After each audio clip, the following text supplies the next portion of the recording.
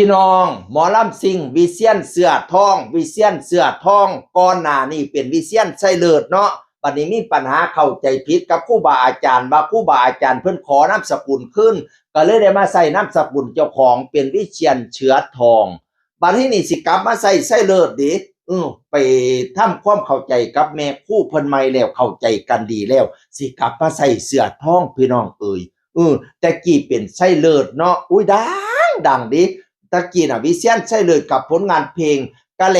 วเตหมอลำโบราณยานคนว่าไม่ทันสมัยก็แล้วแต่ตาห้ามใจได้ทุกอย่างบอกควางเจ้าดอกวาสนาเต่าค่อยคืบค่อยค้านอันเต่าบ่ออกอ่านกะไทยบ่ออกอายคนกะจอกบอกได้3 คำกะเลวเต้นะอุ้ยดัง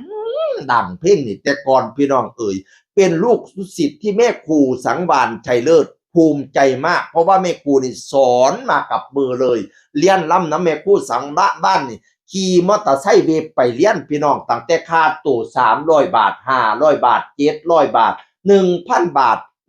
บัดนี้เป็นนักร้องชื่อเสียงโด่งดังใส่นามสกุลไส้เลิศแม่เซียนแม่ครูสังวาลไส้เลิศผู้สอนมากับภูมิใจลูกศิษย์ลูกหาผู้นี้หลายบัดนี้นี่วันดีขึ้นดีเนาะแม่ครูสังวาลนี่แล้วก็ไปถามลูกศิษย์หลายผู้หลายคนนั่นล่ะว่าอยากใส่นามสกุลเจ้าของบ่เพื่อสิได้เสิร์ชสู่วงตระกูลเจ้าของ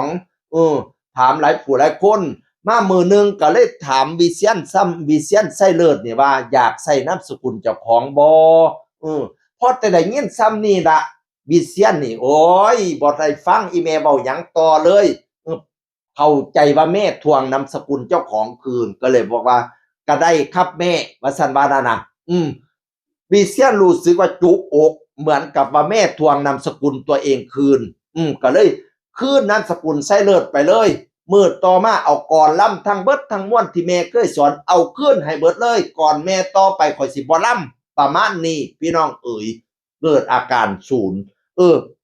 ลูกศิษย์ทั้งหลายของเจ้าของในสายของเจ้าของน่ะรวมไปถึงใหม่พัชรีด้วยเพราะว่าใหม่พัชรีแต่ก่อนขึ้นเวทีกับวิเชียนไส้เลิศใส่นามสกุลไส้เลิศกับวิเชียนถือว่าเป็นลูกหาว่าศิษย์กับว่าแม่นพี่น้องเอ๋ยใหม่พัชรีก็ได้เปลี่ยนป้ายหมดเลยนะไม่ใช้ชัยเลิศเพราะว่าวิเชียนบอกว่าอาจารย์เขาขอคืนใหม่พัชรีก็เลยไม่ใช้พัชรีชัยเลิศบัดนี้นี่กับเปลี่ยนเป็นคอนเสิร์ตร่วมสมัยใหม่พัชรีเนาะซุมื้อนี้เนาะ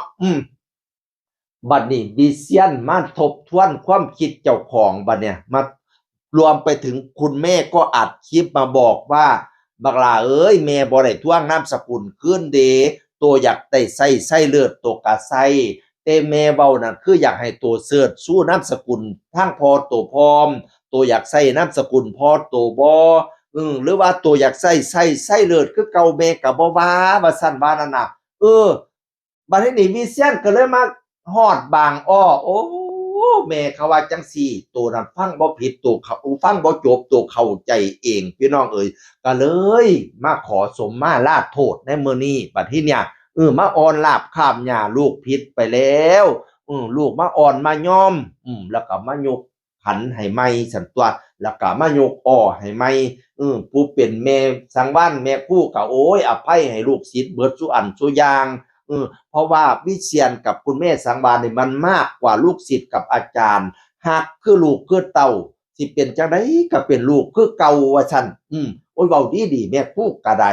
วิเชียนก็มาอ่อนมายอมพี่น้องก็เลยกลับมาเป็นวิเชียนชัยเลิศเหมือนเดิมนะทุกวันนี้นะเป็นลูกของคุณแม่สังวาลชัยเลิศแล้วกลับมาเป็นลูกศิษย์เหมือนเดิมแล้ว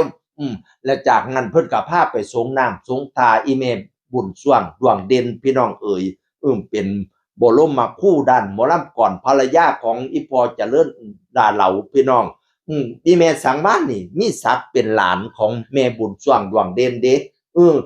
แม่บุญส่วงนี่เป็นน้าเล่าว่าต่อไปเป็นน้องแม่เล่าว่าต่อไปพี่น้องเอ๋ยเพิ่นก็ไปสงน้ำสงทากันเนาะในโอกาสช่วงตุสงกรานต์นี่ล่ะพี่น้องเอ๋ย